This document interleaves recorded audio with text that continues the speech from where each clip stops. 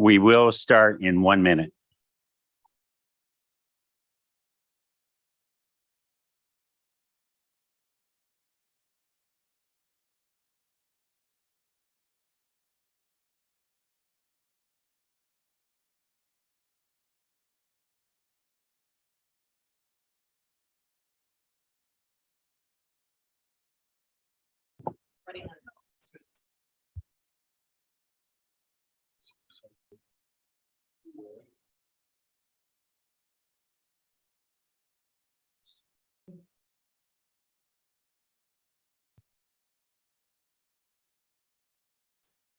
It is 6 p.m. and I will call the meeting to order. City Clerk, will you please do the roll call? Deputy Mayor Winkler, Here. Councilmember Coffey. Here. Councilmember Ballard. Here. Councilmember Garza. Here. She's online. Councilmember Elliott. Here. Councilmember Bassah. And Councilmember Walton. Here. We have a quorum. Thank you. Please stand and join me in the Pledge of Allegiance. I pledge allegiance to the flag of the United States of America and to the republic for which it stands, one nation, under God, indivisible, with liberty and justice for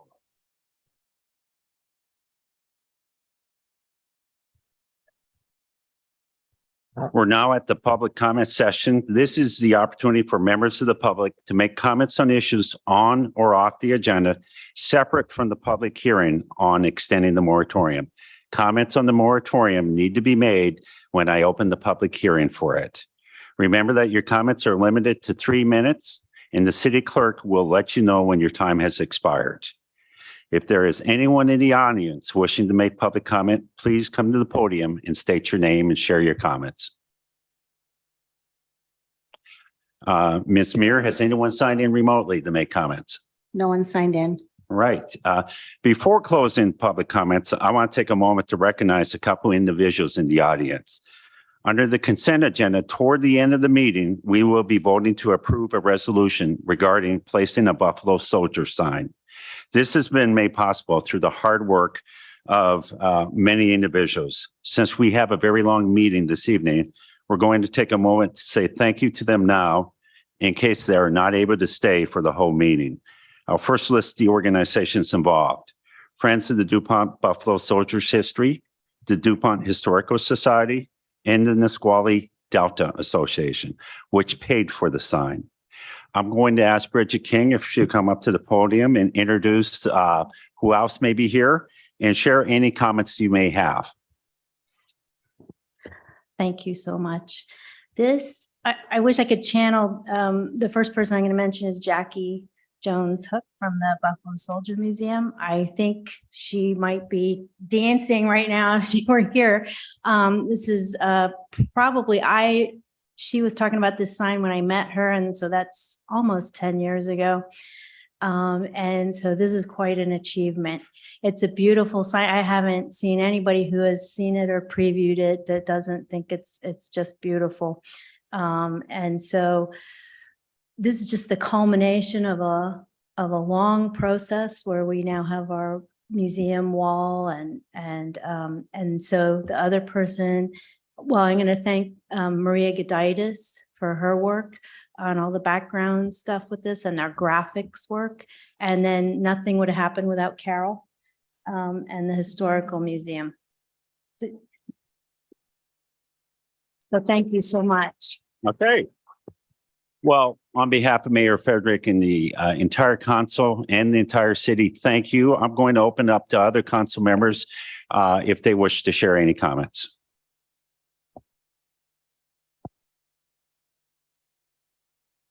Oh, me? Yeah. So, Bridget, I've known Bridget for a long time, and I know this has been a real passion for Bridget and Maria and Carol. And I just think this is another way for DuPont to kind of display our history. I mean, this is history. And so I'm thankful that we're doing that. And I can't wait to see the sign in the ground. So thank you all for your hard work. It's greatly appreciated. With that shared, is there anyone else? Yeah, again, thank you so much. One more round of applause for them.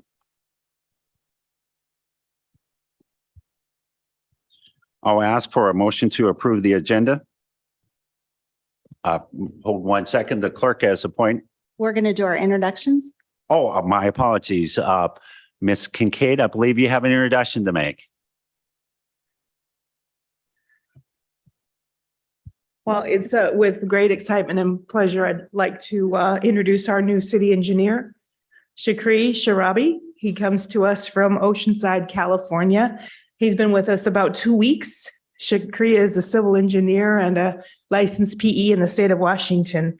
He previously worked in Oceanside as a CIP manager. That's an acronym for okay, give me I'm drawing a blank. Capital improvement programming, planning. And I can't believe I forgot that, which is really needed here. So we're excited about that. So and then before that, he was a city engineer for Snohomish, Washington, small city in state of Washington years back. But he has a lot of experience. He comes to us with as a seasoned engineer. We're really lucky to have him. He's married with 4 children. He has a grandchild. That's what brought him back to the state of Washington. And we're like I said, happy to have him. He thinks that DuPont is a great little city, and he likes to play table tennis. So I think we might have to get a ping pong table in our new public works building because I think I can beat him. So welcome.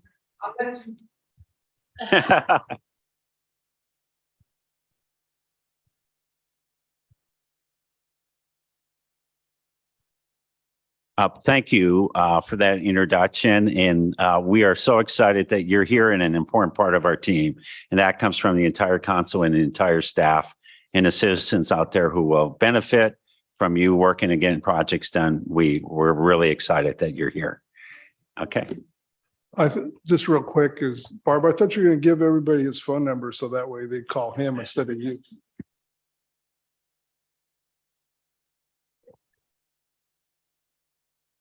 Okay. All right. It's not too late. Okay.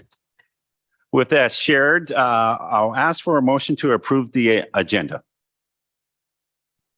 And Councilmember Coffey, Yes, I make a motion to approve the agenda. thank you. Councilmember Walton, I second. hearing no discussion, all in favor, say aye. Aye. All opposed, hearing none, the agenda is approved. And then we have our first presentation. And we have a presentation that will be kind of teamed up between Director Kincaid and Jason Gauthier. And Jason's the director of the South Sound Housing Affordability Partners. And we're really excited that he is here with us today. And I had an opportunity to meet with him before. And thanks so much for being in DuPont. Yeah, thanks for joining us. I'm just going to turn this over to Jason. He's going to go through and talk about South Sound housing affordability, kind of talk about what we're partners, what they did last year, what their work plan, and looking ahead in 2023. Touch a little bit on what housing targets, comprehensive plan, what that will do then is really feed into the discussion that I'm going to have in my presentation about the update that we're going to be launching for the Old Fort Lake sub area. And it's relevant also for our comprehensive plan update. Jason? Thank you, Barbara. Good evening. Good evening, Deputy Mayor Winkler, members of the council. I'll start by noting, I want to thank Councilmember Ballard for his almost year of service as the DuPont representative on the SHAPE executive board, and welcome Deputy Mayor Winkler as the new alternate on our executive board. For the record, Jason Gauthier, manager of the South Sound Housing Affordability Partners, and that'll be the last time I'll say the full name. We're referred to as SHAPE as well. I'll give a little bit of background, mainly for viewing members of the public and the audience tonight. SHAPE is an intergovernmental collaboration formed officially in October of 2021 between Pierce County, the Puyallup Tribe of Indians, and 13 cities and towns. Our 15th member was DuPont, which came on board in May of 2022. So slide, please. So I've been asked here tonight to give a brief update on our work in 22, look ahead to 2023, give an overview and some highlights of our member services that we offer at our member requests, and then finally look forward, as Barbara mentioned, to your comprehensive plan. Part of what SHAPE has the ability to do is to support your comprehensive planning on a few elements that are required, specifically your data analysis and on your community engagement. So that's a member service that our members have to ask for. So next slide. So looking back at 2022, in 2022, we began setting our foundation for our collaboration and getting our work underway. To support our members. And as I mentioned, we've added DuPont as our 15th member in the spring of 2022.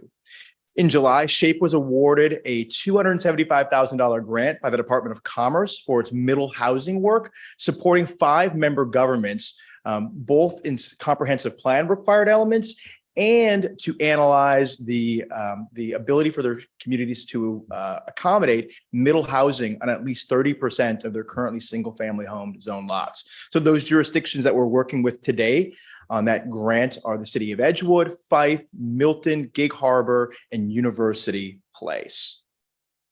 SHAPE also adopted our 2023 work plan last year and our 2023 legislative agenda, which we had a deep dive with Deputy Mayor Winkler and Councilmember Ballard before tonight's meeting. As a member service as well, we're able to offer whether it's legislative briefings, coordinating meetings, talking points, any ways that we can support, especially our members that don't have direct representation in Olympia with contract lobbyists or in-house government affairs staff.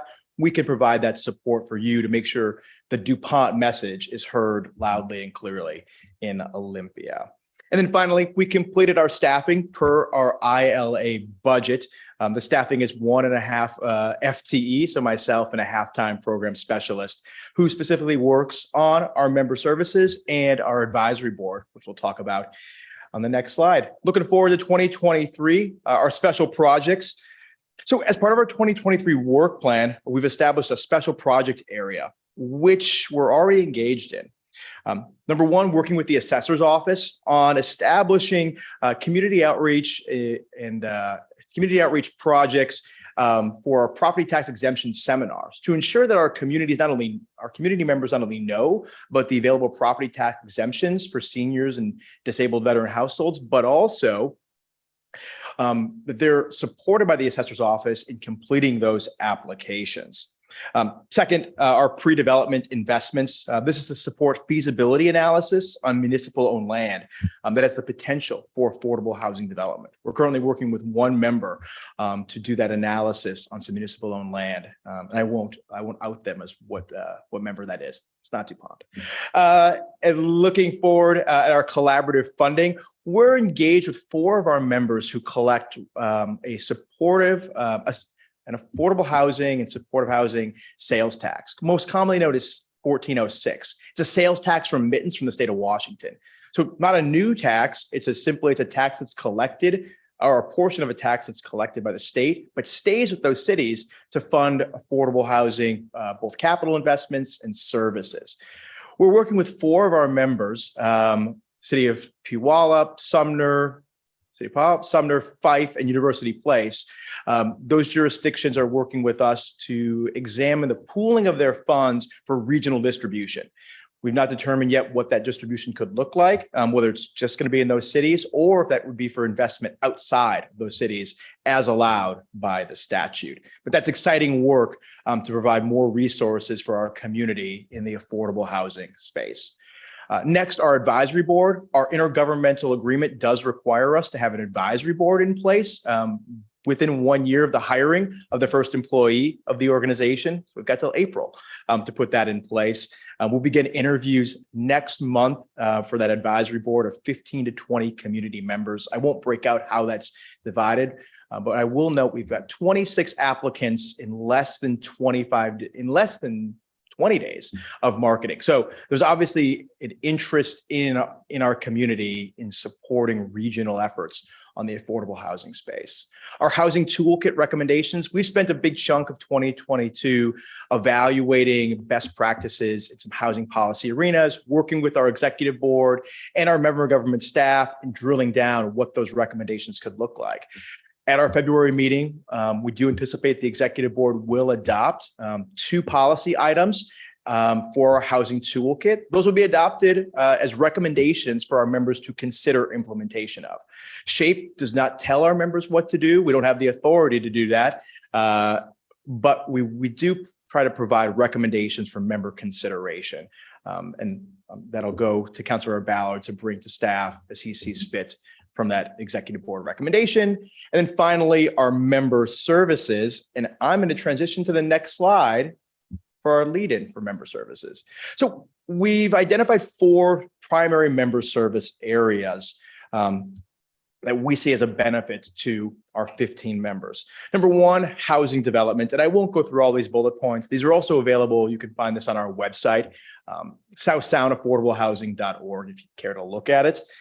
Housing development, that includes those pre-development services and then coordination between our member governments and housing developers. One of the things that we do understand for the majority of our members don't have affordable housing staff members. There's really only 3 jurisdictions that have dedicated staff to doing that affordable housing work. So SHAPE tries to play that role between our affordable housing development community and the development community at large, and that connection with our local jurisdictions. Next slide, please. Next is our grant support. This was identified by a number of members as a priority service area for SHAPE moving into 2023. So this would be identifying and writing grants, assisting with the marketing and development of RFPs, to provide that service to our, that capacity building for our members. I remember during our consideration of what our 2023 work plan would look like, I was approached by one of our members who noted to me that although the state has invested millions of dollars in recent years in housing action plan grants to facilitate long-range planning in communities, that their community, that their government had been unable to apply, simply lack of staffing capacity to apply for and manage a grant of that size. And this is an area that we do feel that SHAPE can play a supporting role or a leading role if a member government should identify that as an area of need. Next slide, please. Our legislative advocacy. This is the best time of the year to talk about this. There's a lot on here, but I'll drill down a little bit into what I just mentioned earlier, what our members can request, whether it's legislative briefings, support with your scheduling and meeting with your legislators, or with legislators who are on committees of jurisdiction on items you're interested in, policy analysis on specific items. So Deputy Mayor Winkler, we had a conversation today about a few pieces of legislation. If there was I'll use it as an example, if there was an interest at some point in getting an analysis of how one of those bills would affect the city of DuPont, that's a service we can offer as well. So ask and you shall receive is what we sort of talk with our members a lot. So if there's an area for us to support your work, please let us know. And next slide, please. And then our policy and program support. So our comparative policy analysis, data support, community engagement, and this leads into our potential assistance with our members' comprehensive plans. Next slide. So as Barbara and I talked about this presentation, she recommended that I give a little bit of how do we get to where we are with our planning targets for our employment, housing numbers, our population. And so you can start in a lot of places, but we decided to start on a regional level. So the Puget Sound Regional Council and its Vision 2050, and the allocation targets for high capacity transit communities, of which DuPont is one of those communities. From there, we move to the right, and the Pierce County Regional Council, which allocates housing unit, population, and employment targets. And then we move over to the city's comprehensive plan, which the city must adopt by the end of 2024. Our comprehensive plan's housing element has significantly changed in recent years due to the passage of House Bill 1220 and during the 2020 legislative session, specifically affecting the housing element. There's a number of changes that are pertinent to planning departments, but the one that really is top of mind for most planning departments as we enter this comprehensive planning cycle is now we're not only planning for housing targets, we are planning for housing targets by income category.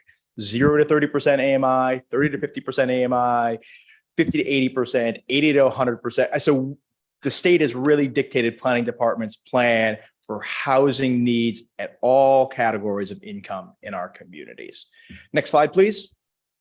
So just for easy reference for you all, here are your population and housing unit targets as we look forward in the 2044 comprehensive plan cycle. So we look at our baselines. You've got a population of 10,151. By 2044, you'll add about 50%, or your plan, what your target is that to plan for and accommodate the growth, about a 50% increase in population. As you can see with your housing targets is similar alignment. You have almost 3,800 housing units per the Office of Financial Management in the state of Washington. You'll add almost 2,000 more housing units, or that's what your targets will be as you roll into 5,700 housing units as your target by 2044. Next slide, please. And this is just a more dramatic way to demonstrate those numbers to you all. DuPont is, as a high capacity transit community, is a growing community. And obviously you're going to be talking more tonight about where some of that growth may be able to occur. Next slide, please. So I mentioned the changes by House Bill 1220 and looking at housing targets by income strata. So this tool is not totally finalized. We should finalize it in the next month or so. This is something that the Department of Commerce will put out, but it will be how counties and then its participating jurisdictions will have to plan. So you can look right there, and I know it's small, so maybe you have it in front of you, but utilizing the medium growth sort of projection for Pierce County by 2044, which is just over 1.1 million people. That would mean that Pierce County would need to plan for an additional 112,000 housing units. 71,000 of those housing units would need to be for low income households. We're able to serve low income households under 80% of the area median income. You can even see on this slide that the state is breaking out housing units that 0 to 30 between permanent supportive housing, which is housing that offers supportive services in-house, which as noted by anybody who builds housing or works in the affordable housing space is the most expensive type of housing to produce. Then from there, just the flat out 0 to 30% AMI housing that's needed, 30 to 50, and so on and so forth. So we can make some estimates of what DuPont's share of that population will look like. That will be part of negotiations at the Pierce County Regional Council this coming year. As far as what those specific numbers are going to be for DuPont, for Tacoma, for Lakewood, for Puyallup, for Gig Harbor in this space. But we could make some broad estimates at this time of what that would look like in your community. Next slide, please. And that brings me to the end of this presentation. I'm happy to answer questions. I know Barbara sort of keyed up next to talk more about comprehensive planning, but I'm happy to take questions now or after her presentation. First, Jason, thanks so much for that great presentation. And Councilmember Walton is up first. Yeah, thank you, Jason. I just had a question on slide 3. What is middle housing? I mean, I'm not super familiar with that. And you're referring it to Fife, Gig Harbor, Milton, and University Place doing some regional work. Yeah, what does that mean? So middle housing is duplexes, triplexes, quadplexes, fiveplexes, sixplexes, courtyard apartments, and there's one that I'm missing. And so the idea behind this grant, this was a budget proviso, $7.5 million. It was eligible for all cities in the Puget Sound region. Pierce County actually was the biggest user of this grant. 9 jurisdictions of Pierce County went and got it.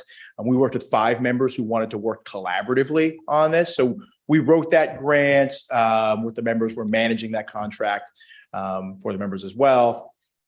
So the idea there, it pays for 2 things that are that grant pays for 2 things that are required in your comprehensive plan. One being, again, another change or 2 changes made by 1220.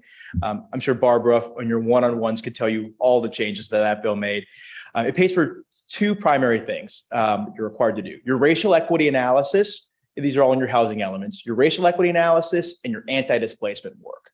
And then it also asks the participating grantees to do an evaluation, that would look at where could you rezone 30% of your currently single-family home neighborhoods to accommodate middle housing types. It doesn't necessarily spell out you have to be able to accommodate 6 plexes in this whole thing, but how can you best accommodate? It doesn't require any action from those members. It's simply more data to support their long-range planning. The idea being they'll utilize this as they look at their growth targets and plan in the 2024 comprehensive cycle. Sorry if that was a long-winded answer, but. Are there any other questions? If not, I also want to again thank you. And I also want to thank Councilmember Ballard for being a representative with you over the past year and the work that's going on. And thanks for being down there in Olympia, tracking some bills of hope and concern is how I would put it. Okay. We appreciate that. All right. And I'll encourage you again, Deputy Mayor Winkler, and I'll encourage the council and City of DuPont. Please make sure your voice is clear and present in Olympia. You're not far away. You are a growing community, a vibrant community, a beautiful community. Please make sure your voices are heard in Olympia. Too often, cities that don't have a contract lobbyist or a staff member that is their job to be in Olympia, their voices, you get a seat at the table by taking a seat at the table. So I encourage you to take a seat at the table in Olympia. I concur with you entirely, and I want to assure you that there's 3 of us and the mayor who will be down on the 15th and 16th of February, a part of the AWC event, specifically looking at these issues. That's great. Of hope and concern is the way I will call them. Well, thank you, Jason. Appreciate it. Right. I think we're turning to Director Kincaid in the Old Fort Lake sub-area plan update. Right. We're going to shift gears a little bit now. Jason set the tone for really why we needed to update this Old Fort Lake area, and meetings after we kind of get going on this Old Fort Lake sub area and we start doing the comprehensive plan update.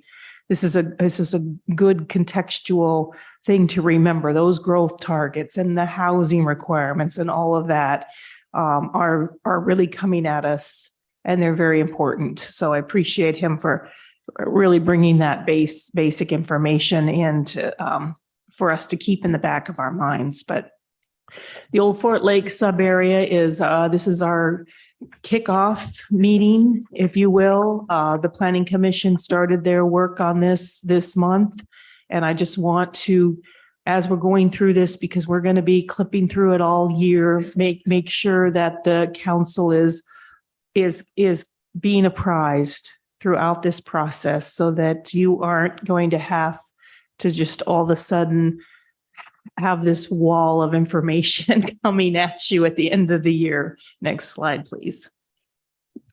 So I'm going to start this discussion with the moratorium, because at the end of this workshop, you have on your agenda the extension of the moratorium. So if you recall, we have 2 ordinances already, 22-1102 and 22-1110, that were previously enacted by this council as interim controls to prohibit any land use development to maintain the status quo within the Old Fort Lake sub-area. This was done to give staff time to update the Old Fort Lake sub-area plan. The intent to consider additional housing because we said at that time, we know that we don't have a lot of vacant land, and we are looking at the old Fort Lake sub area as really one of the few areas that we can look for that needed area to place the housing that we're going to need to meet these housing targets in our comprehensive plan update. DuPont, I don't have to tell you, is unique. We're a planned city. So a lot of the land is already built out with housing. We don't have the luxury that a lot of other cities have to do infill housing development. So this is, it's important that we look at this vacant old Fort Lake sub area to look for housing opportunities there. We also have a lot of important land there that could be used for park and recreation. And we also noted in the moratoria that we needed to really strengthen the design standards to make sure that the vision is upheld. So just little side notes in tiny words down at the bottom of that slide is to remind ourselves that there's a consent decree that currently restricts residential, recreation, and open space and school uses on that property. So this work in the update is going to analyze the remediation that would be needed to allow for these uses. And that, again, on the agenda tonight after this workshop is to discuss extending the moratorium again. Next slide, please. There's a map of the zoning map that we have adopted for the old Fort Lake. So we've got about 261 acres. You can see the green is the area that is around the golf course. You have the lake. The yellow around that lake is the open space zoned area, and all of the pink, although it's hard to see, has been divided into different zones. And the zones are MUV for mixed use village, and they're numbered in 1 through 5. In the DuPont Municipal Code, we have uses associated with the MUV 1 through 5.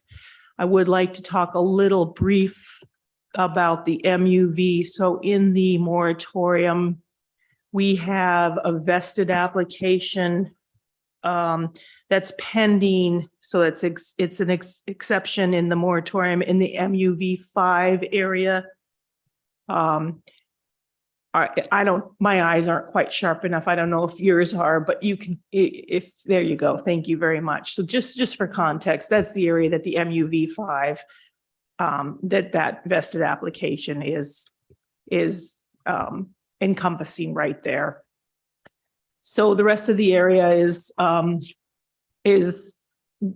not affected, but the moratorium is on all of the pink area, just so you know. But because before we enacted the moratorium, the city had already received an application. That's why that language is written the way it is. Next slide, please. So just briefly, there's your MUV 1 through 9. So those are those uses that are currently allowed that we need to analyze and look for additional opportunities to possibly increase housing in those zones. You can see that the MUV 1 allows for housing, MUV 2 for housing, and 3, but the 4 doesn't, the 5 doesn't, 6 doesn't, neither does 7. 8 says multifamily housing, and then 9 is just for recreation. So there's the uses that we have adopted now. When this sub-area plan was adopted in 2018, because of the fact that it had been previously remediated to a standard for, for commercial and industrial uses, the city in good conscience had to be very careful about allowing for the residential uses. So now this work is taking it a step further. In this sub-area plan update, we are we've secured the consultants that did the work previously to take another look, and we're in the process of having them map all of the data and digitizing all of the data for all of the different types of contamination, the remediation, that work that was done to get how much is left and what needs to be done with what is left. That's a big chunk of the work, in addition to, next slide, please, all of the other, analysis that we need to do, housing needs analysis. In terms of the citywide, we need to get a handle on how much more housing and what types of housing, that middle housing component that Jason mentioned. We know that we have a lot of single family housing. We actually have a pretty good mix of housing here in DuPont, which is not the case in other cities. You usually see a lot of just single family housing, but we've got multifamily, we've got but we need to see where that falls in terms of how we're going to meet the targets that we need to meet. So the scope of work, heavy on public outreach and stakeholder. Of course, we need to get that input. We'll be doing illustrations and visuals because that's really the best way to try to get that engagement, get that information and input that we need. The housing needs analysis is underway right now. The looking at the land use infrastructure, roads and utilities, the design standards, and the environmental assessment through this environmental impact statement. All of that work is already underway right now. Next slide, please. So a little more on the environmental impact statement, or the EIS as it's abbreviated. When the sub-area plan was adopted originally, we did not do the environmental impact analysis at that time. And so we are doing it now. So we really need to look at, even though it's not a development that's occurring, we need to look at the scenarios for future development based on what we zone it for. So it's a what if we put all the housing units that we think that we could put or need to put, plus the commercial and whatever it is that, just off the top of my head, that ends up going there, and the infrastructure that's needed to support it, what would those environmental impacts be? And what would we need to do to mitigate for those? That's the kind of work that you do on what they call a non-project assessment that needs to be done. And it needs to be done for the fact that when a development proposal comes in, then that developer knows what they're going to have to do to be able to get their permits, basically. So it's a win-win situation for us, and it's good for the developer too, because it really takes, it's that level of certainty that they understand, okay, if I want to build a apartment, or if I want to build a tract of housing here, the city has already told me, here's the impacts that I'm going to have to mitigate for.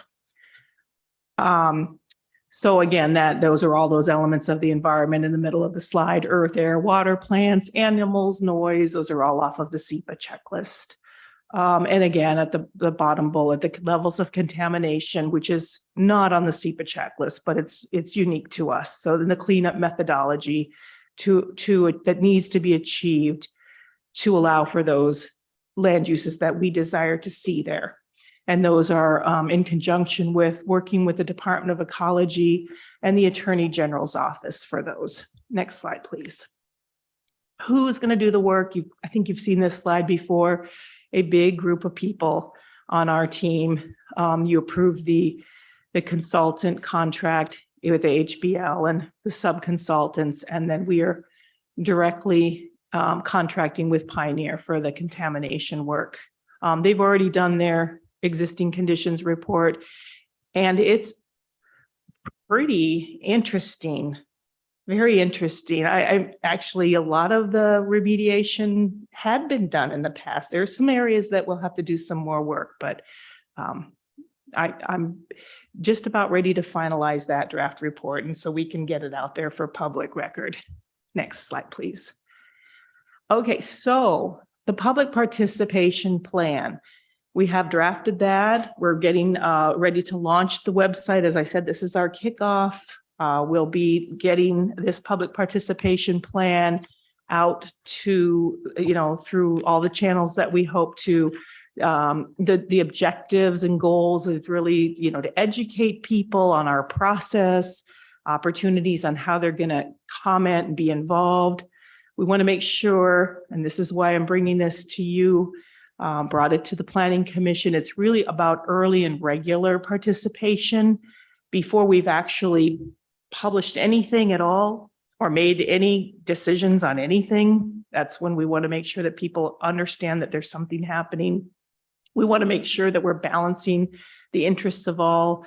We're looking to seek, equitable inclusiveness from everyone, which takes a lot of talking. Everyone, I hope, goes out and talks to their neighbors, or I hope that they broadcast in whatever method that they choose to communicate with. We want to be able to incorporate comments into the plan and seek input prior to making any formal decisions. Next slide, please. So who participates? Hopefully everyone in our community. But we have a whole list of, we're going to have general public in this process, the city residents, property owners, business owners, the elected and appointed officials participate. We have service providers, of course, non-governmental organizations, city governmental departments, so our internal folks here. We've got state, regional, and other local governments that are our neighbors, and a steering committee. Next slide, please. So the steering committee, we're forming that up now. It'll be a group of 14 individuals from these different groups. So we want to have a board member from the Historical Society Museum. We're going to have a Parks and Rec commissioner, commissioner from the Tree Board or Tree Commission, Planning Commissioner, the landowner out there, Albatross, someone from the Home Course, for the ROA, a small business owner, someone from the school district, a member of the general public, person from JBLM, SHAPE, probably you, Jason, since you just have 1.5 people, the Cowlitz and the Nisqually tribe.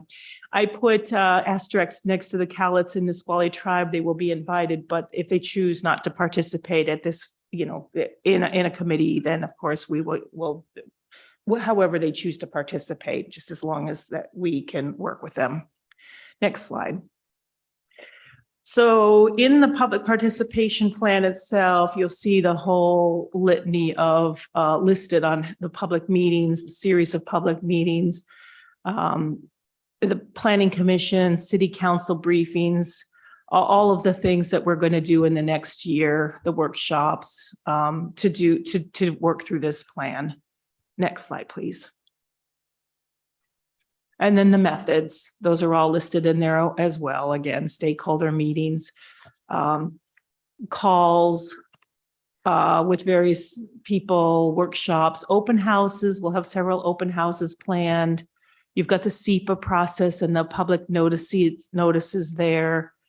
Written virtual public preference surveys. Actually, that's going to be something we're going to try to embrace technology a little better than we have in the past. Press releases, public postings, the project website I mentioned, trying to use our social media a little better than we have, the utility bill stuffers, and an email list maintained. Next slide. And there's the schedule. So really hard to read, but we'll have this on the webpage. So basically you see this process going through to the end of the year. We're hopeful to have it adopted by the end of the year, but we've given ourselves wiggle room through January. So that, just so you know, that is going to be our big push and focus this year. And behind the scenes, then we'll also be, sort of starting to do the starting to do the comp plan update work, but this will be what you and the planning commission will be passing off to you, probably in, formally anyway, in around, August or September. And then they'll be starting their kickoff, in the fall of starting to have discussions about the comp plan update. So then that'll be rolling. You'll have planning for the next 2 years. Any questions? I defer to questions. Councilmember Elliott? Thanks, Barb. And I think this is so exciting. So I think it sounds like it's a great layout, and just a few questions. So when do you think that website will be available and up and running? I think we're just finalizing it. We're hoping to get it up and running by the first part of the week, next week. Oh, good. Mhm. Okay. And then we can share it on social media. We Oh, can. please. Mhm. Okay. And then my other question is regarding part of the work, and it's regarding climate change. Mhm. And I just saw on MRSC that they have a brand new tool that's, I think, put together by the University of Washington that works with cities. They've already designed this tool, and so they can tell cities what their climate is going to look like in X number of years. So I'm hoping that can be a part of this too, because that's very important and Mhm. for future planning. I'll take a look at it. Okay, thank you. So thanks for that presentation. Councilmember Ballard. I think I've got you on there. Let me try again. Well, here we go. Thank you. Well, I'll try again. I'm going to get Kevin up here in a minute, one way or another. Are you on? No, I think it's me. there it is. There we go. All right, thanks, Barb. My question relates to AHBL. We contracted with them, correct, for their service? Correct. And did they meet their timelines per the contract, or are there still things to be done? Are they still within the scope of work? Are they still working for us, or where are we on that process? They are they're within their scope of work, and they are meeting their schedules. Perfect. I love hearing that. Mhm. Thank you. I'm the one that's slipping. It'll get better now that we have some help. Right. All right, is that Councilmember Basaw up next? I think her mic is on.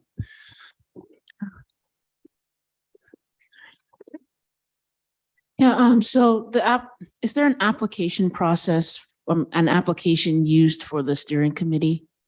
No, we are making internal selection. Okay. Why did we decide to choose to make an internal? We were, because of the nature of because we, commission, because of the agency selection, we just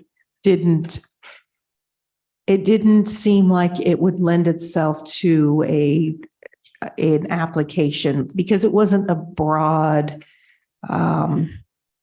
we weren't just putting it out there for the general population, I guess I would say, for this particular committee. So those positions, the selected representative groups, like our commissions and anyway. So those are the only ones that you want on the committees. And because the reason why I'm thinking about applications for our small businesses, you just want one person to represent.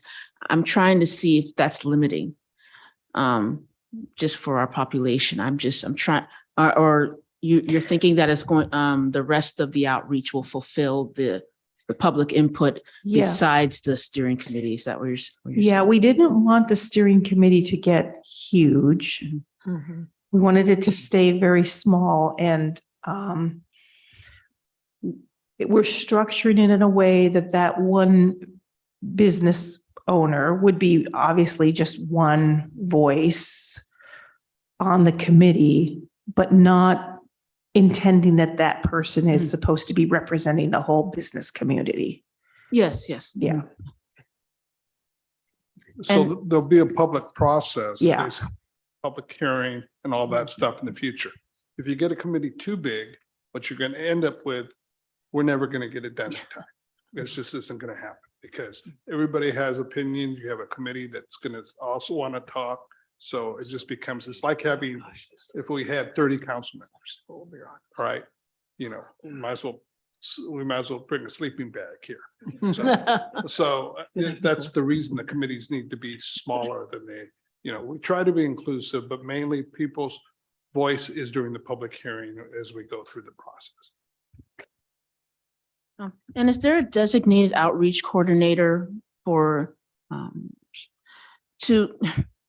think we've talked before, but this community tends to, and in a lot of demographics, meeting people where they're at, because sometimes they're not receptive to a lot of these approaches. And so embedding, so if there's an event and somebody's, trying to get input from individuals, similar to the feasibility study that we did for the community center, it was very immersive. Mm-hmm. So that is something that I describe as aggressive outreach. So and understanding this community's. It's not, we don't call it, so the firm Makers, we don't call them the designated outreach coordinator, but Makers' role in the scope of work is to do outreach. So they would be, so some of the outreach activities, they would be attending and talking to people and gathering that. You said data. Makers. The firm is called Makers. Mhm. And then, at some of the other farmers market thing like that, staff will be going. So we do have planned where real people are going to go out and meet people where they're at and talk to them. Yes. Thank you. Any other questions? Okay, I'm going to turn to Councilmember Garza and then Councilmember Walton. Councilmember Garza, have you got any questions? No questions here, but thank you for that very in-depth, comprehensive presentation. I appreciate that. Okay, I'm turning to Councilmember Walton. Thank you. Thank you. Yeah, great plan. I had some questions where it says written and virtual public preference surveys. I know in our school district, I work in Puyallup, surveys to parents have been really well received, almost to the point of not another survey, but they do them. They're easy. I'd like to know a couple of things because I think this topic is huge in our community and for a lot of reasons. Who would create that survey and how are you going to determine the questions? Because surveys are great, but if they don't represent the public voice in terms of what people are interested in, they won't give you the feedback you need. So I'm really interested in how deep you go on that. That's concerning to me in a good way. Yeah, we are, again, using Makers because they are, look them up. They really do. They know what they're doing. And this is visual surveys. So visual preference. And this is good. We're going to be using them on the visioning and so the thing that's always hard to wrap your head around is what do people prefer in terms of character? What the building should look like, what do people prefer? So on the design guidelines, so that is like showing people pictures. You like this or do you like this? And capturing it that way. So it's not, a lot of the work will be more visual in nature than it is words. Will the council get to see the surveys prior to going out? Because I'm trying to wrap my brain around some of that and it sounds kind of a newer concept than I'm used to. Could we have a chance to look at those? Well, you will not be screening them in advance. No, you will be taking them, I hope. But no, I mean, if you're wanting to if what you're asking me is, can you proof them before they go out? No. No. What would the Mm-mm. reason for that be? Well, I mean, I think we want to trust the consultants that we've hired to do their job because we've hired truly professional people to do their job. I guess I'm not questioning that clearly. Yeah. That's not my wheelhouse, but I think when it comes to representing the community voices, that's something we're aware of. Is I'm just looking for a way to have some input into that. So Maybe what we could do they is know their job, but we know our communities pretty well Yeah. as well. How do we kind of blend those two to get the best possible surveys out so our public has the voice that I think many of us know they want to have? You know, I think maybe you might want to have a meeting with the people that Okay. do it, and maybe you would feel more comfortable. I'm sensing you don't feel comfortable with these people. No, I wouldn't be that. I just think the community voice is something we're representing here on It's this not topic their particularly. So I just want to voice. know. It's not that personal, actually. It's, Oh, okay. it's like, that's why I'm thinking maybe if you saw an example Yeah, of what that I'm would help talking then. about, you might, maybe I'm not explaining it well Yeah. enough. Yeah. Example would be a great place to yeah. start. Yeah. That'd be fine. Thank you. Yeah. Before I push the button on there, I'm going to add that I think since so many of us will come, so many citizens will come to us with those, why these type of questions, if we knew about them in advance, it could be helpful. It could help us better advocate for what's Yeah. trying to be done. I So understand what just- you're saying Okay. because everybody wants to do part of that, but I'm going to ask you a question. Sure. Is this policy related? If it isn't policy related, then you do not get involved in it. Well, let's, Or is it micromanaging? yeah. That's the question. Yeah, well, let me ponder that thought and that question, and I'll just reserve an opportunity to meet with you later instead of trying to answer on the spot. Okay, but thanks for the question. I do appreciate it. We love to have good discussion here. It's all good. All right, so I'm hitting next, and that's Councilmember Coffey. Thank you. Thank you, Barb, for the work you've done on this. And I believe that you've really laid this out so it's well understood. I believe what I see here on the participation details, there's quite a few opportunities to be involved as a citizen. I really see a big amount of involvement because everybody wants this to turn out the right way. And there's some, there's some big hurdles that we have to get over before we ever get to this, because, like you said, we have the consent decree. We have Weyerhaeuser to deal with. So I'm hoping that after this many years that we can get that consent decree lifted Mhm. and be able to move forward, because it's not going to happen if we don't. Right. So anyway, I appreciate the different methods of public outreach you have put down here, and I am really counting on the city doing this very successfully. Thank you. Thank you. All right, I'm looking up and down for one last opportunity for questions. I don't see anyone's button, Lynn. Ms. Kincaid, Director Kincaid, thank you so much for the great presentation and for all your hard work. I would like to close with saying thanks to not only you, but your staff and to all the members of the Planning Commission who aren't here tonight, because there's a lot of upfront work that they will be doing throughout this process. And so I just want to take a moment to say thanks. Right? Also, if I may add, since I kind of said a certain thing, is that don't forget the mayor is the CEO. So the mayor can look at that survey and field those things prior to going out. So. Thanks for your input. All right. Let's now move to the public hearing. Okay. And with that, I need to follow a very specific script, and I'm going to start that right now. This is the hearing regarding the extension of the moratorium in the Old Fort Lake sub area. I will open the public hearing at 6:58 p.m. Does any council member have a conflict of interest which could prohibit them from participating in the public hearing process? Persons wishing to be heard at this hearing should follow the instruction provided on the agenda. The city clerk will omit one at a time. Once called upon, please state your name and your address. We do need your address for the record since this is a public hearing. 3 minutes is allowed for each person. The purpose of this hearing is for the city council to hear testimony on the extension of the moratorium in the Old Fort Lake sub-area. Order of speaking will be staff presentation, testimony from anyone wishing to speak, and then the council. Before going further, I'm going to ask Mr. Carr, as our parliamentarian, any additional guidance you would like to provide. Certainly. So just a quick reminder to the council, this process is part of your finding of fact for the extension of the moratorium. That finding of fact will be laid out in the whereases.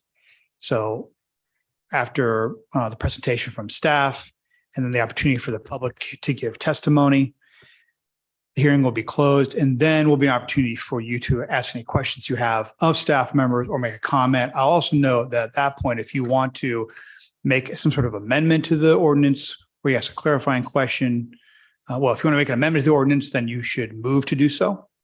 If you want to ask clarifying questions, of course, you can do so before making any kind of motion. So, thank you. Thank you, Mr. Carr. I will turn it back over to Director Kincaid. Thank you. This is an extension to the moratorium for the Old Fort Lake sub-area. This is the second extension.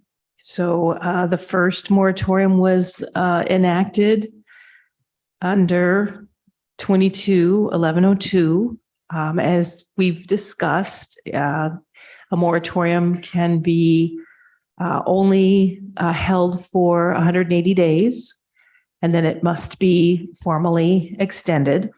So after that first moratorium, it was extended in 680 days under 22-1110. And now we're needing to bring an extension to you again, and that's what you have before you.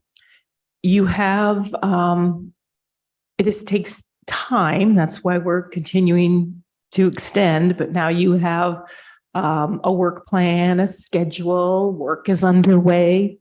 And so at this time, we ask that you consider this extension. I would like to point something out in the language that's a little bit different in this moratorium than in the first two. We have added in that whereas, the first whereas, that it's to prohibit any land use development action. We added that word action, and the reason for that is because we have, as the reviewer and of land use permit applications had needed some clarity on the intent of this moratorium. If you had intended for me to not accept any applications in the Old Fort Lake sub-area at all. And the reason why I need that clarity is there's some question in my mind about if it's simply development applications, because we talk about in the whereases that we want to maintain the status quo and that we don't want to do any development while we're working on this update. Then we need to be very clear about that, because I did receive an application to divide some lots up, which really just creating lots isn't a development activity. You're just creating lots. So if in my mind, if the intent is no new applications, then I wanted to be clear that I understood that, and so that's why I wanted to add that word, that new language in this moratorium extension. So other than that, everything is the same.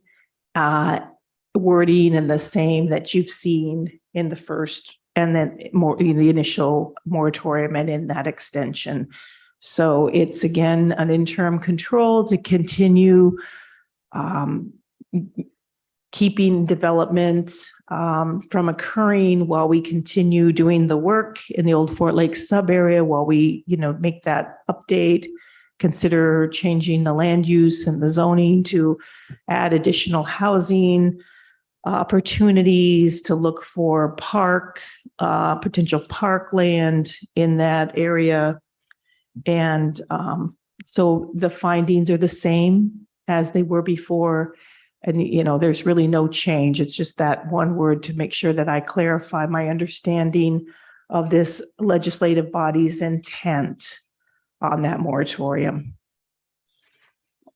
All right. Thank you, Director Kincaid. I think we're at the point where, has there been any written comments submitted regarding the extension of the moratorium in the old Fort Lake sub area? No, there's been no written comments. Written comments can be submitted to the city clerk until the close of the hearing. They will be entered into the record and sent to city council members. In addition, if anyone has questions on the subject, please do not hesitate calling our main line, and staff will assist you with getting answers to your questions. At this time, I will call upon those that are in person first, and then those calling in second. First on the sign-up list is, and if I mispronounce any names, I will apologize in advance, by Anthony Hempstead.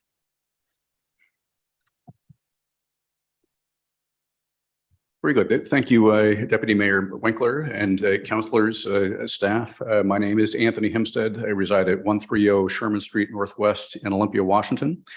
I'm here today. I represent Albatross, which is the owner of the property, and work closely with all of Albatross's partners. We're fortunate today to have Johnny Sweeney in the audience. Johnny's from North Point Development, a premier commercial and residential developer nationwide. Johnny oversees their projects here in Washington State. I just want to briefly say, I somewhat echoing my comments, I think at the last time the moratorium was extended. Usually owners and developers say, don't put a moratorium on our property. In this case, we are very open to working with the city. We appreciate the professionalism and the great importance that this process has. We understand and back this process and are looking forward to continuing to partner with the city on it. Also, because of the consent decree, as Councilor Coffey mentioned, we can't develop right now. But we are working hard to get that consent decree lifted, and we're confident that is going to happen. And this is an incredibly special piece of property. But just because it's a special piece of property doesn't mean it can be great development. I think all of you heard recently about Chambers Bay and the development there that was worked on for years and now has fallen apart. We want to make sure that the right policies, the right zoning is in place so that this can go forward and actually succeed. And again, we look forward to working with you to make that happen. Thank you, Anthony. Yep. Next person on the list is Johnny Sweeney.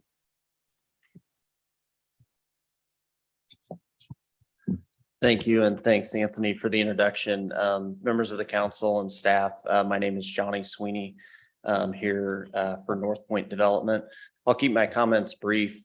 Just wanted to introduce myself. I know I've had an opportunity to meet or interact with a few of you, but certainly look forward to extending that and getting to know all of you. Kind of can skip over some of the things that we know have been, controversial. And I just wanted to share that we're following very closely the sub-area planning process in North Point as a firm. And then our partners, Albatross, are very open-minded to making sure what we do syncs with what you're planning. And we're thinking about some things that I think will be very exciting to discuss with you in the coming months. And just wanted to say thank you to staff and you all for hearing us tonight. Thank you, Johnny. Okay, is there anyone who's called in? We have one caller. So caller with the last three digits of 396, would you like to speak on this hearing? I guess I.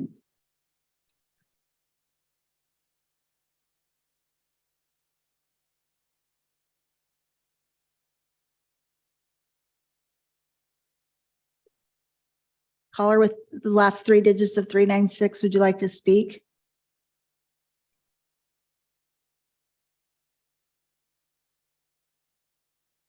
We're not able to reach that person at this time, and I I hope think it's, they might just be viewing the Okay. meeting. They've been on since the Okay. beginning. well, thanks for One moment viewing. there. So they might be on now. I would not like to speak. I'm just viewing, listening in. Thanks. Well, thank you for viewing. We appreciate it. Okay. Thank you.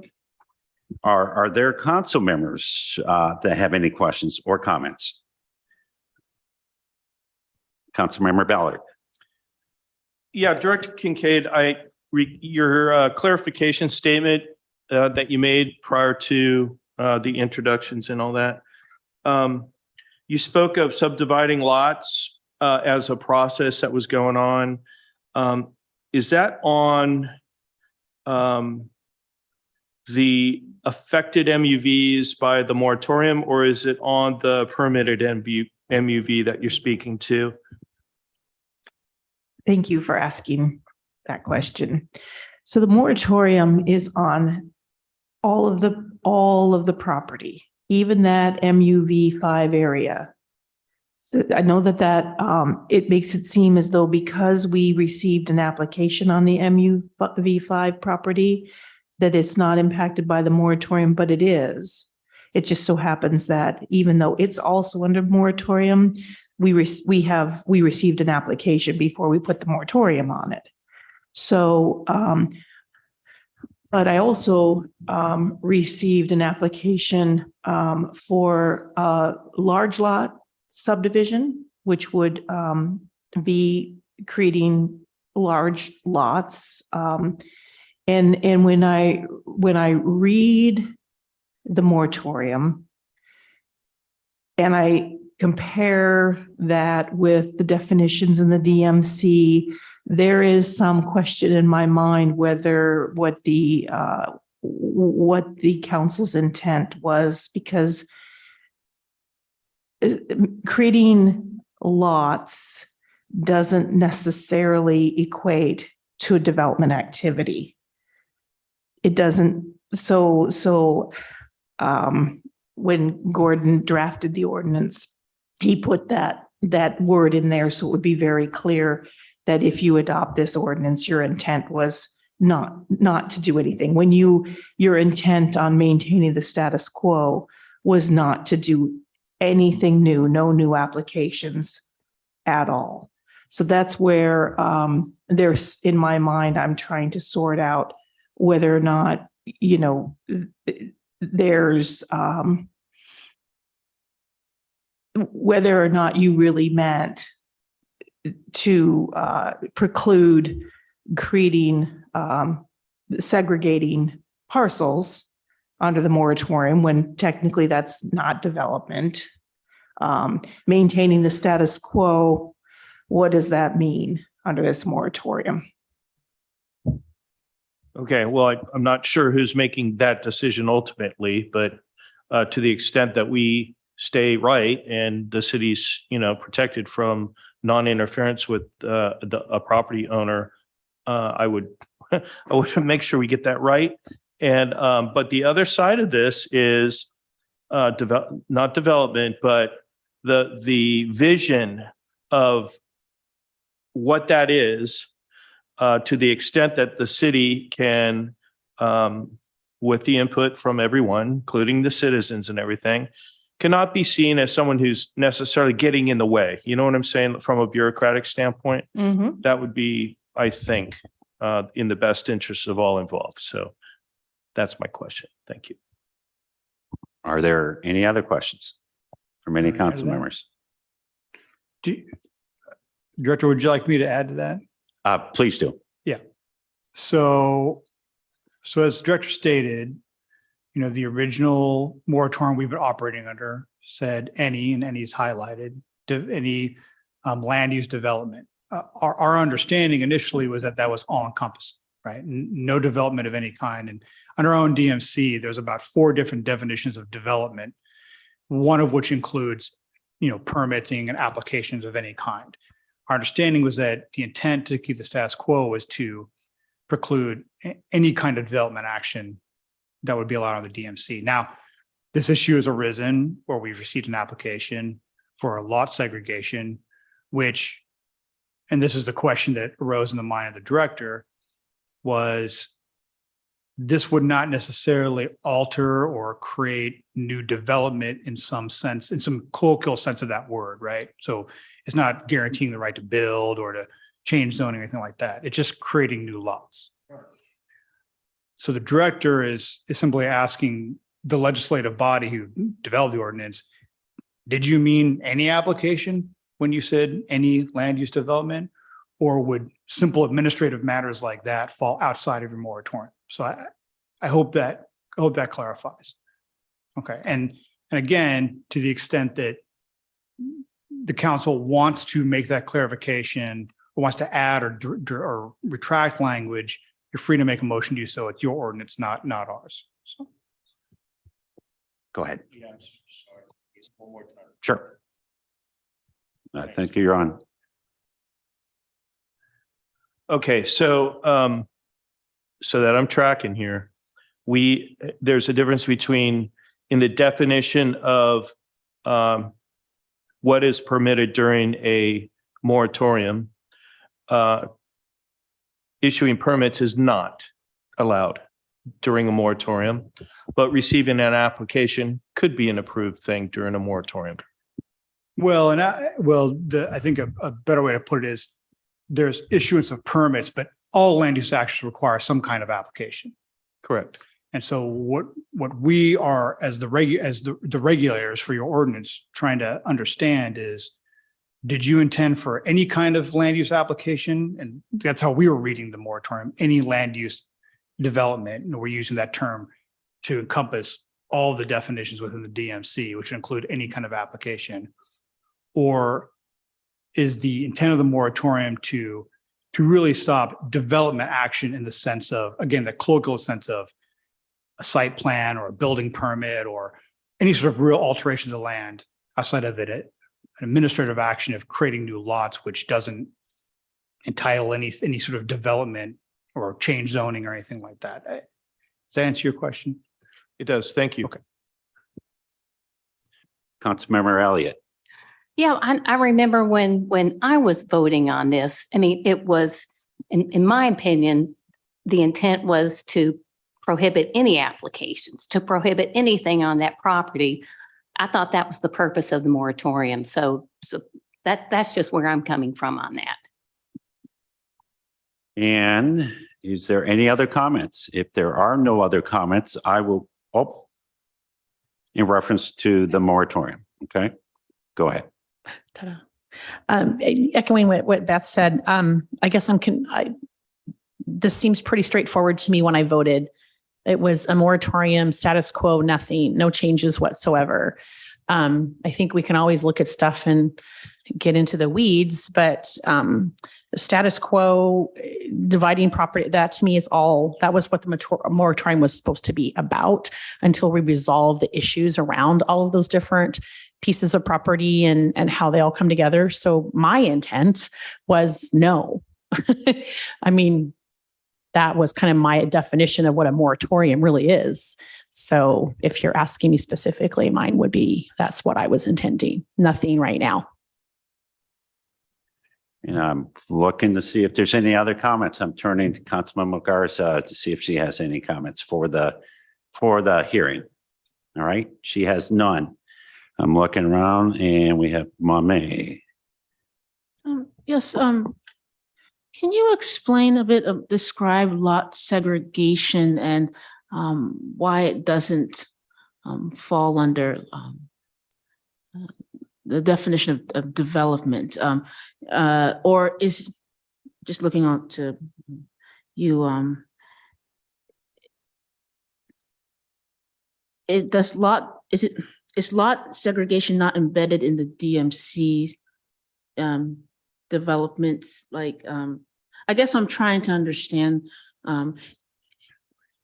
if the exception is because it's not really altering the land significantly, so there's not really a concern, or is it because this developer or the person who posed this was before the moratorium? I'm just trying to understand. No, Yes. no. So the application received by the director was received after the moratorium. Yes. was in place. Okay. So the director, as your regulator, when she was reviewing this application and determining whether or not she could accept it or not under the moratorium, the question arose of, again, as I've said, staff's understanding was that this was all encompassing. But a reasonable question was asked of, would a application of this nature that does not, again, create buildings or promise construction or particular land uses, would that fall out of the moratorium created by the council? Because it's purely administrative. It's just putting you're just creating legal lots on a map, right? And so the director has come to you with this extension seeking clarification if your intent was to foreclose all applications and to embrace the breadth of any land use development to mean any of the development type definitions, right, including applications of this nature, or if the intent was to simply forestall any kind of land use in the sense of, again, I'm speaking colloquially, not it's a legal definition of like construction or promising new zoning or something like that. So that's why the director has brought this to your attention, because we just want to make sure that we're applying your ordinance correctly.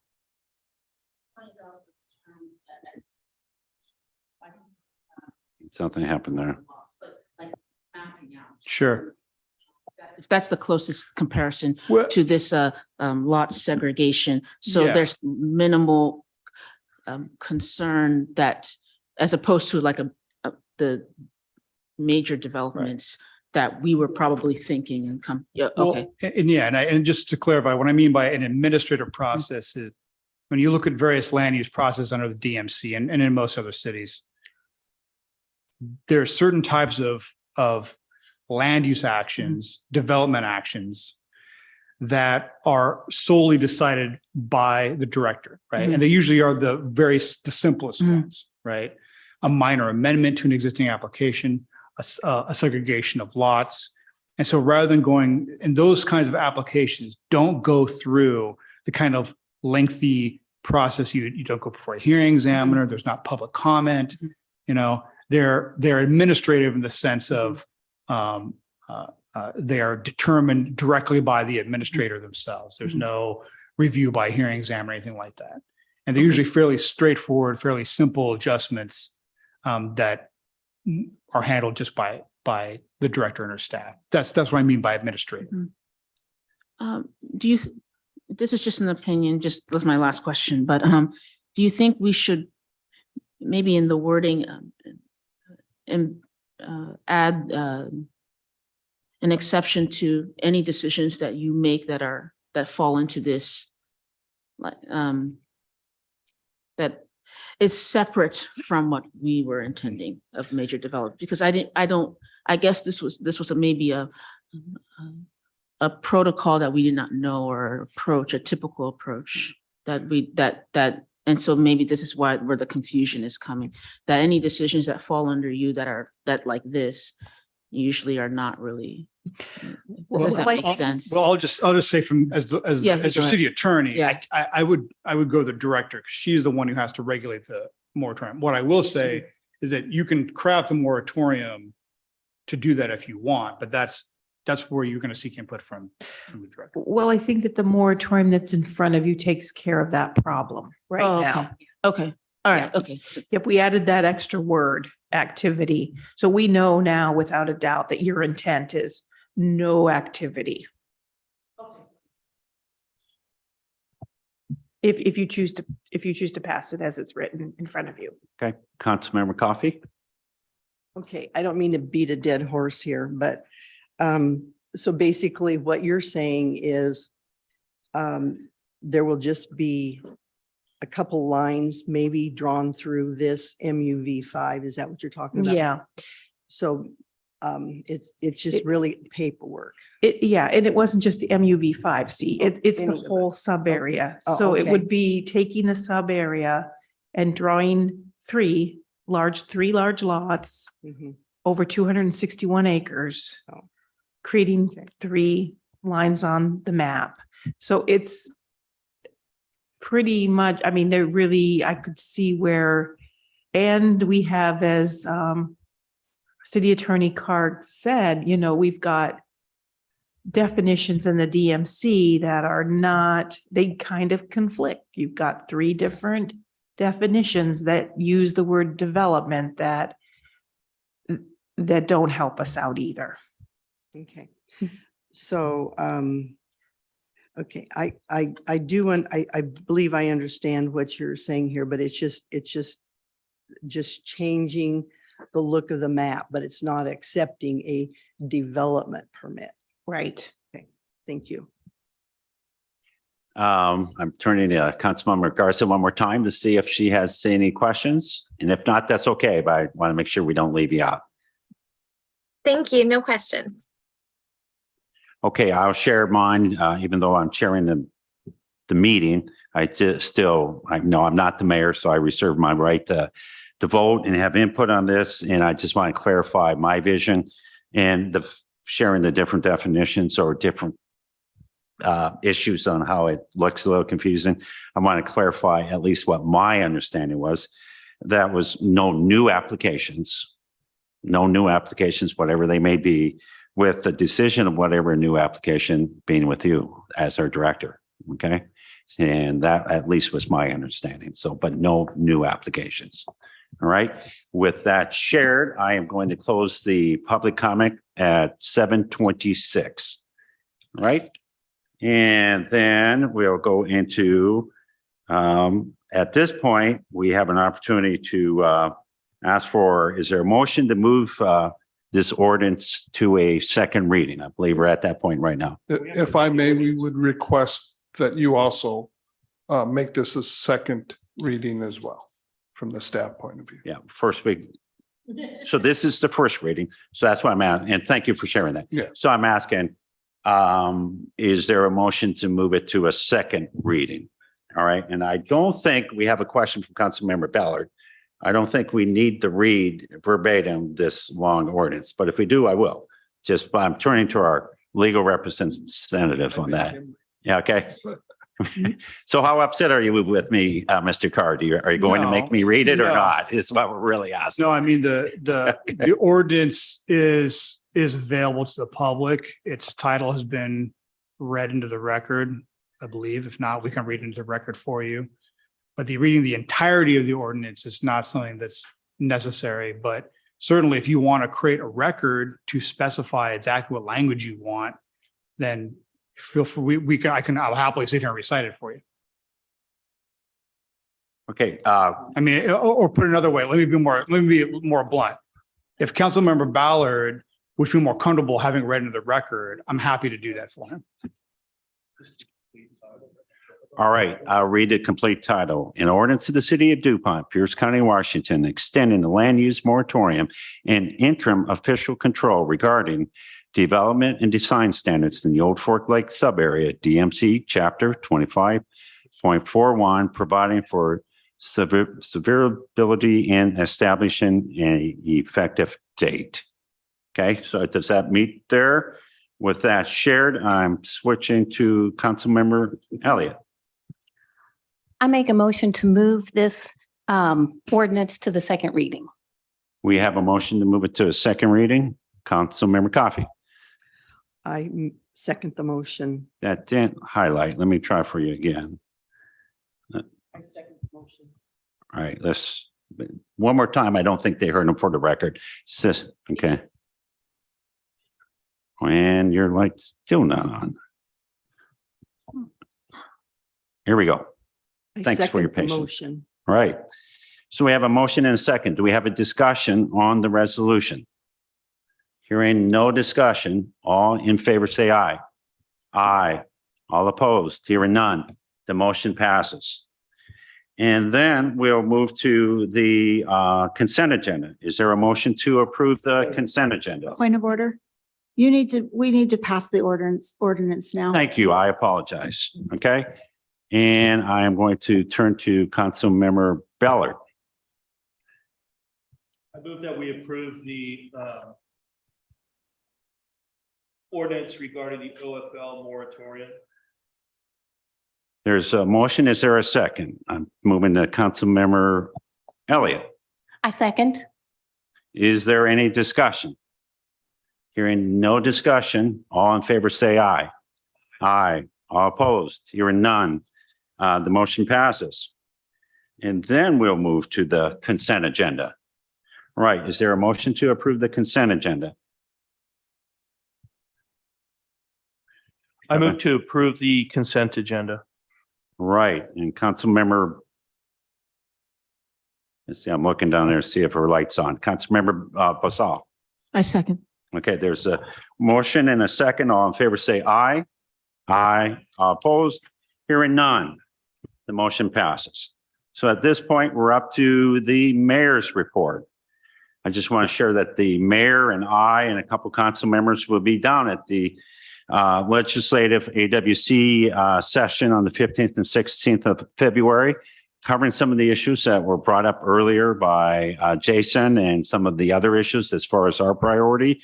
And we'll continue to work to represent DuPont on those issues. Are there any reports from any other council member?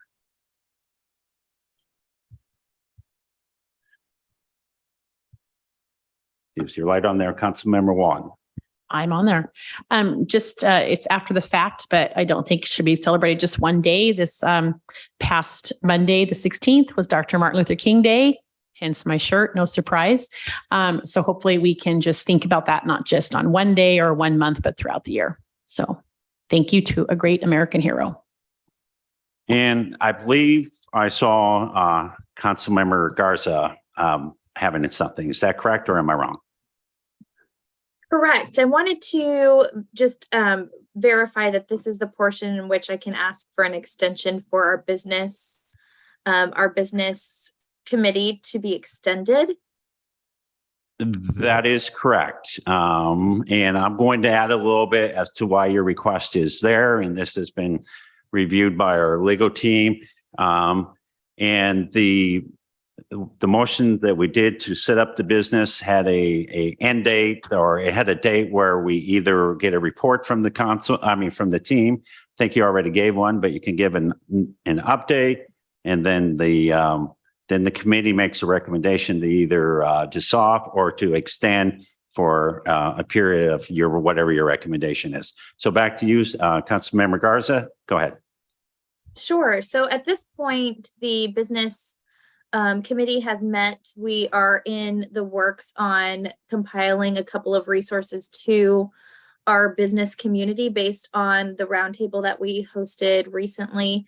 So I think with the items that we are planning to prepare and the time in which it's going to take to prepare them, that we request to have our ad hoc committee extended at this time for another year so that we can have a more ongoing conversation of what is needed.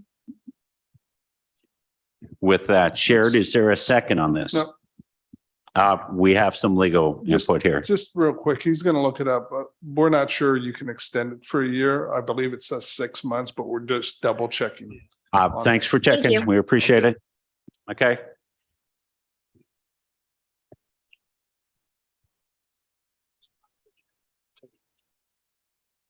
Yeah, that's not. Yeah, as soon as we get a second. So one of the issues on extending, I'm going to do a filler here. Okay. So one of the extension, this is right now a committee that doesn't fall under the OPMA.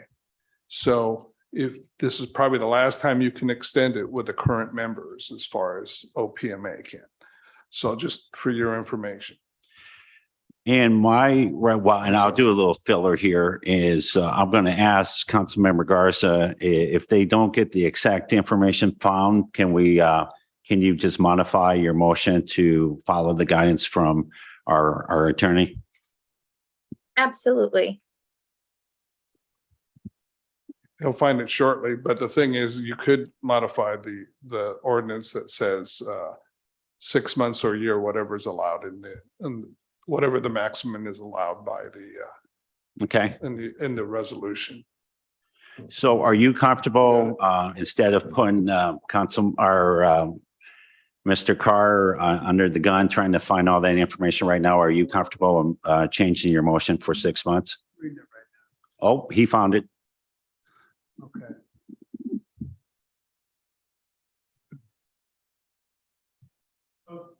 So under the resolution that you passed,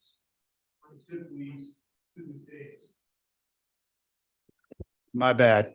It's all Under okay. the resolution that you passed simply states that the committee will give you an update, and then the council will make a decision as you want, if you want them to continue. And then if you want them to continue, you'll give them another date which to come back to you with a new report. So at this stage, the person, the committee chair or a person representing the committee is saying, we've given you a report. We think we'd like to continue our work. So now you're free to do so, but you need to give them a date certain that you want another report. And I agree with the city administrator that probably 6 months for another report is a good idea. With that shared, I'm going to go back to Councilmember Garza. Could you restate your motion? And are you comfortable with the 6 month? Yes. So at this time, would love to extend our ad hoc business committee for another 6 months in order to get you an updated report on our findings and progress. And thank you for your flexibility. I'm hitting next. We need a second before we have discussion. Is there a second? I am going to Councilmember Elliott. Yeah, I second. And, All right. and I'm sorry, I just want to clarify, Councilmember Garza. When I was looking for the resolution, I don't recall if you made your original question in the form of a motion. I just want to say for the record, you are making a motion to the council, correct? Correct. Okay, thank you. Just for parliamentary reasons, I want to make sure that's on the record. Thank you. Thank you. All right. So we have a motion, we have a second, and then we have discussion. I'm going to Councilmember Ballard. Thank you. I'm excited that we have a business community ad hoc committee. I'm very excited about that.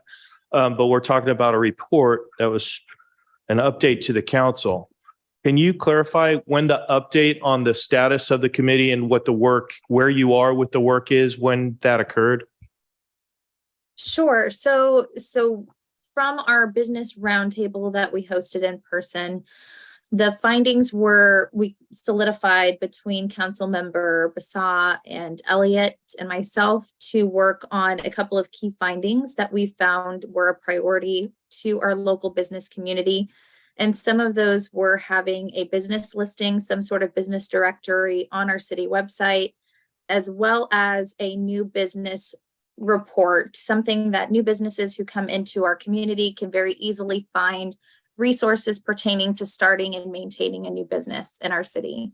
So with that information, that is something that we have now been researching and trying to solidify who on the city might be able to take more ownership over conducting some of those key elements to having it displayed on the website. So that is something, again, that we are trying to go back and make sure that we are following all the protocols to have that displayed. Okay. The reason I'm asking is because it was kind of my understanding in that roundtable discussion that a business organization, whether it be a DBA, a chamber, whatever you want to call it, should be the end state and the end goal. Is that part of your ad hoc committee's purpose for the reason we're extending another 6 months? Absolutely. So in addition to those key areas, you're right. There was discussion on how we can best service our current businesses through some of the things that a current Chamber of Commerce might be able to encompass and to provide. So that is one area that that the mayor is also working with us to maybe see if we can partner with a nearby organization or community in order to get our businesses enveloped into some more key resources. Okay, thank you for that.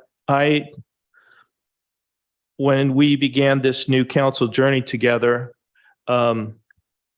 very quickly, we eliminated the standing committees on this council because we wanted total transparency for the whole council on all matters related to whatever the former standing committees had to deal with. This business ad hoc, I think is very interesting, and I think we should get some updates by way of council comments on a regular basis in between the formal report between now and the 6 months for which we're being extended at this point. And I also believe that the business group should focus primarily on getting the business community organized on their own so that they can put those products together and create their own website and bring their own their own attention to businesses here in DuPont. Because personally, I don't believe we should facilitate helping them get started. But once they're started, that's a business entity's job. I don't believe it's the city's job to be promoting anyone's business in this city because it sets up all kinds of issues. So those are my comments, but thank you for what you guys are doing. Are there any other comments? Go ahead. I'm sorry. Oh, no, I was going to Councilmember just mention, thank you. Thank you for that insight, and absolutely have kind of the same mindset, and we are taking all of those information into account, but have noted that we will absolutely be doing more regular updates in our council meetings. Thank you, Councilmember Garza, and to all of the members on the team for your work. Is there any other comments from anyone before we vote? All in favor of extending the ad hoc business committee for 6 months, say aye. Aye. All opposed? Hearing none, it passes unanimously. I will go back to council member comments to see if any other council member has any comments. If not, I'll turn to the city administrator for his comments. Of course, I have a few comments. I accidentally cut off council member one. So no, we'll do you first and then we'll let Andy finish last. Okay. All right. I'll set you up, Andy. Last time we got together, it was Law Enforcement Appreciation Day. I believe it was the 11th or so. We have law enforcement in our midst back there. So it's a great time to thank you for all that you do every day. We appreciate you. And if you come to these meetings, you'll get more accolades like that. So maybe you'll come next time too. But seriously, we didn't get to really celebrate that with some other events that were going on. But thank you, belated Law Enforcement Appreciation Day. All right, I turn to the city administrator for his comments. Always last. I mean, come on.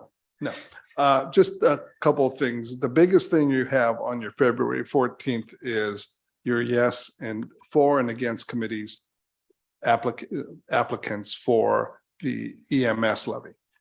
Now, the big thing, the public service announcement is due, that applications are due February 1st. And so if you're interested in being involved in the yes or the no committee, please get your applications in. Otherwise, we can't accept it. So that's all I really have to say tonight. Thank you. Thank you, Andy, for that. All right. With that shared, seeing no additional comments and no additional business, I adjourn our meeting at 7:42 p.m. Thank you.